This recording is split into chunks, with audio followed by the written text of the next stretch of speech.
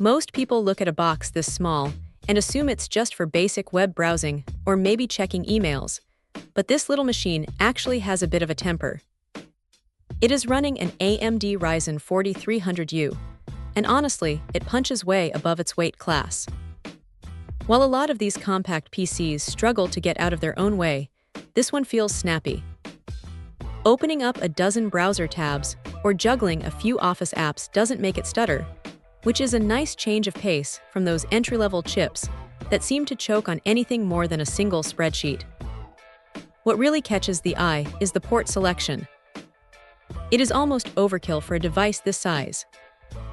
You get 6 USB 3.2 ports, which is fantastic if you have a mess of peripherals, plus a USB-C port that actually handles video output. It is the kind of setup that makes you realize they didn't just want to make a tiny computer, they wanted to make a functional workstation. You can hook up 3 4K monitors at once, and for a home office or a media center, that is a massive win.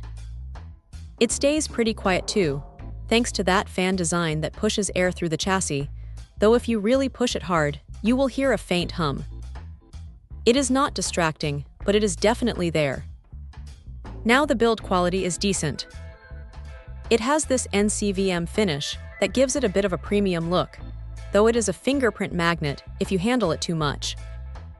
It feels solid enough, not like a cheap piece of plastic that is going to crack if you bump it. One thing to keep in mind is the memory.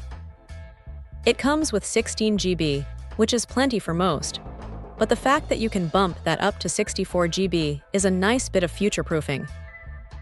It is a bit of a shame that the internal storage setup is a bit tight to get into if you are not comfortable with a screwdriver, but that is just the trade-off for having something that fits in the palm of your hand. There's a small quirk though.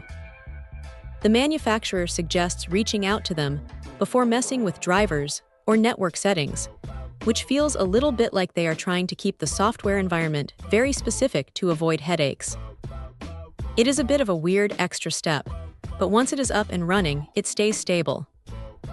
If you are looking for a secondary machine for the kids, a dedicated server for your home media, or just a clean, clutter-free desk setup, this thing is a surprisingly strong contender. It is not going to replace a high-end gaming rig, but for the price and the footprint, it is hard to argue with the performance. It is just a solid, reliable little workhorse that does exactly what it says on the box, without making a fuss. Check out the video description for updated price.